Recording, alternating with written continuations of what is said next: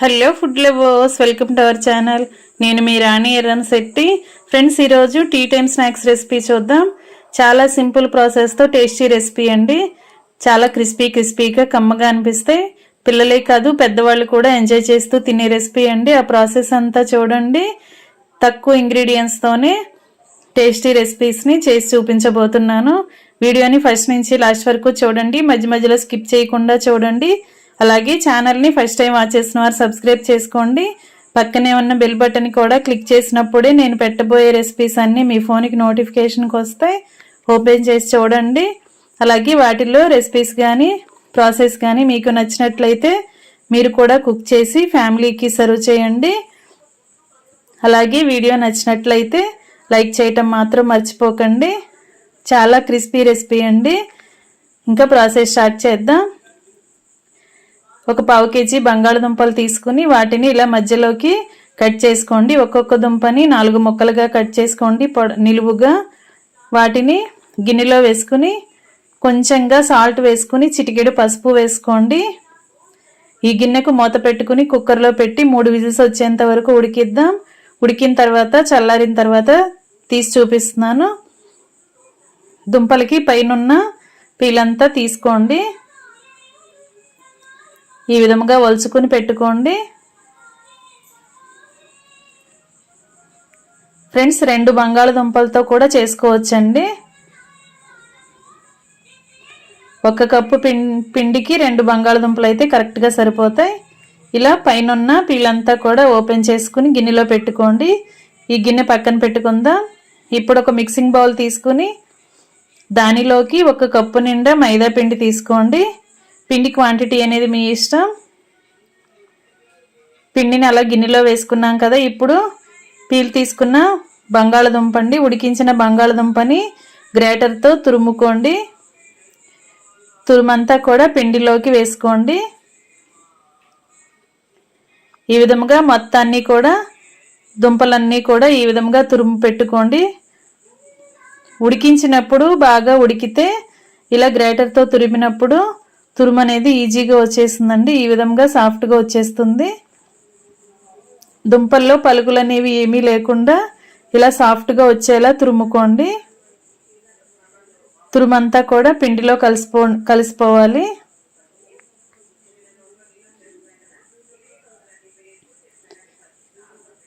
ఇలా తురుముకోవటం కంప్లీట్ అయ్యింది కదా.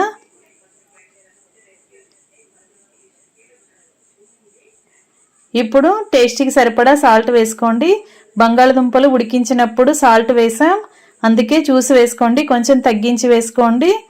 ఇప్పుడు చిల్లీ ఫ్లేక్స్ అండి, ఎండుమిర్చిని ఫ్రై చేసుకుని మిక్సీ పట్టుకున్న పొడిని 2 టేబుల్ స్పూన్లు వేసుకోండి. చిల్లీ ఫ్లేక్స్ ప్లేస్లో కారమైనా యాడ్ చేసుకోండి. 1 టీ స్పూన్ వాము వేసుకుని 1 టీ స్పూన్ చియా సీడ్స్ వేసుకోండి. చియా సీడ్స్ లేకపోయినా కూడా చేసుకోవచ్చండి. ఉంటే టేస్ట్ అనేది చాలా బాగుంటుంది, హెల్త్కి కూడా చాలా మంచిది. అలాగే 1 టీ స్పూన్ కసూరి మేతి కూడా వేసుకోండి, టేస్ట్ బాగుంటుంది స్నాక్స్కి. సాల్టు, కారము, వాము, కసూరి మేతి అండి, ఈ 4 ఇంగ్రీడియంట్స్ వేసాను. ఇవన్నీ కూడా పిండిలో కలిసేంత వరకు బాగా కలుపుకోండి. మనకి బంగాళదుంపల్లో తడి అనేది ఉంటుంది కదా, దానితోనే పిండి చాలా వరకు కలిసిపోతుంది. అలాగే కొంచెంగా పొడిగా ఉన్నట్లయితే అరచేతిలో కొంచెం వాటర్ పోసుకుని పిండిని ఇలా సాఫ్ట్గా చపాతీ ముద్దలాగా కలుపుకొని పైన కొంచెం ఆయిల్ని అప్లై చేసి ముద్దని ఇలా రెడీ చేసి పెట్టుకోండి. ఇప్పుడు దీనిని ఒక 10 నిమిషాల పాటు మూత పెట్టి పక్కన పెట్టుకోండి. పిండి అనేది సాఫ్ట్గా నానుతుంది. 10 నిమిషాల తర్వాత చూసినట్లయితే పిండి ముద్దంతా కూడా ఇలా నానిందండి. ఇప్పుడు పూరీ పీటకి పొడి పిండిని అప్లై చేసుకుని కలుపుకున్న పిండి ముద్దంతా కూడా తీసుకుని ఇలా నేను చూపించే విధంగా రోల్ చేసుకోండి. ఇలా సన్నగా పొడవుగా వచ్చేలా చేసుకోండి. ఇలా చేస్తే మనం నెక్స్ట్ చేయబోయే ప్రాసెస్ అనేది మనకి ఈజీ అవుతుంది.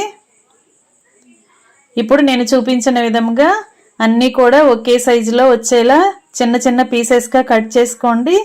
ఇలా కట్ చేసుకున్న పిండి ముద్దలన్నీ కూడా గిన్నెలోకి వేసుకున్నాం కదా.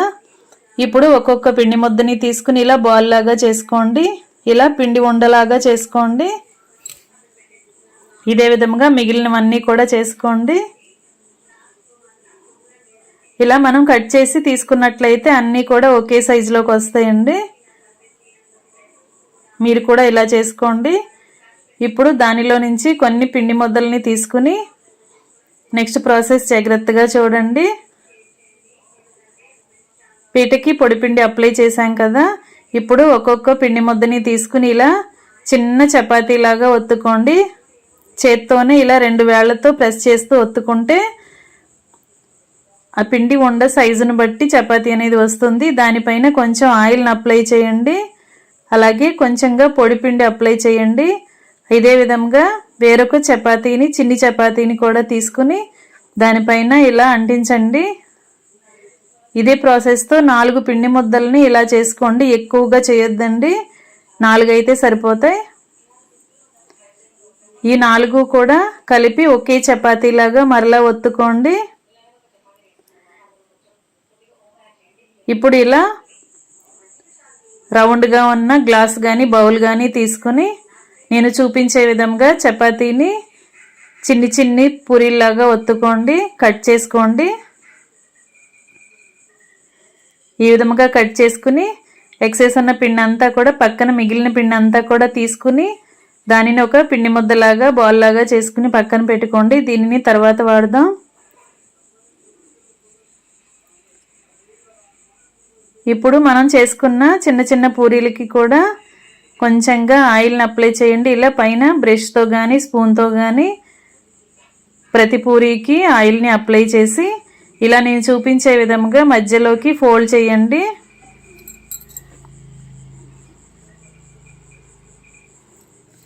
ఈ విధంగా చేసుకోండి. 2 మడతలు వేసుకుంటే కరెక్ట్ షేప్ అనేది వస్తుంది. ఇదొక ఫ్లవర్ లాగా రెడీ అవుతుంది.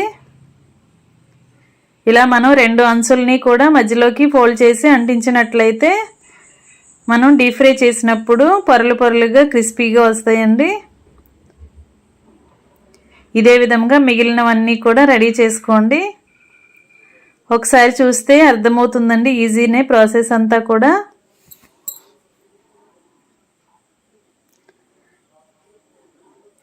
ఇలా ప్రతి ఒక్కటి కూడా ఇలా మధ్యలోకి మడత పెట్టుకుని 2 అంచుల్ని కూడా నొక్కుకుంటే ఫ్లవర్ అనేది వస్తుంది. ఈ విధంగా చేసుకోండి. 4 మాత్రమే తీసుకుంటే మనకి మరీ ఎక్కువ మందంగా లేకుండా పల్చగా వస్తుందండి చపాతీ అనేది. అప్పుడు ఆయిల్లో డీప్ ఫ్రై చేసినప్పుడు క్రిస్పీగా వస్తాయి స్నాక్స్ అనేవి.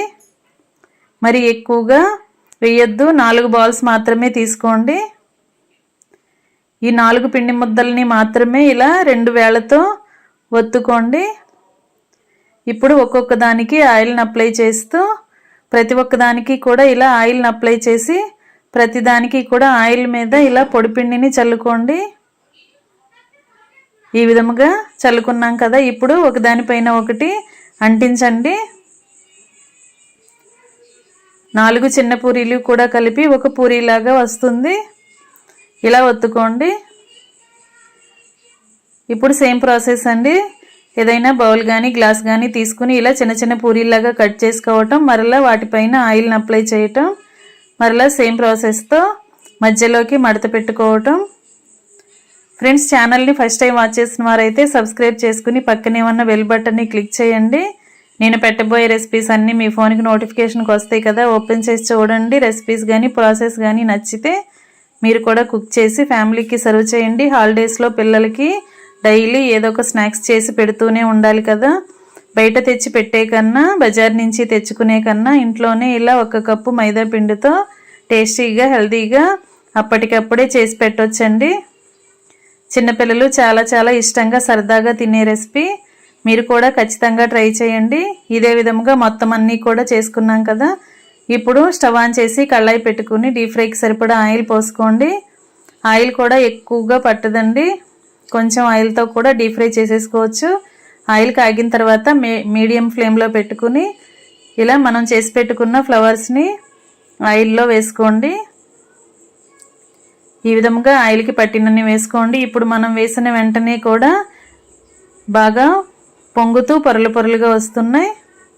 పిండి అనేది సాఫ్ట్గా కలుపుకొని ఒక 10 నిమిషాలు నానబెట్టుకున్నట్లయితే ఈ విధంగా వస్తాయండి. ఇలా చేసుకోండి. కరెక్ట్గా ఫ్రై అయిన తర్వాత ఆయిల్ నుండి తీసేసుకోండి.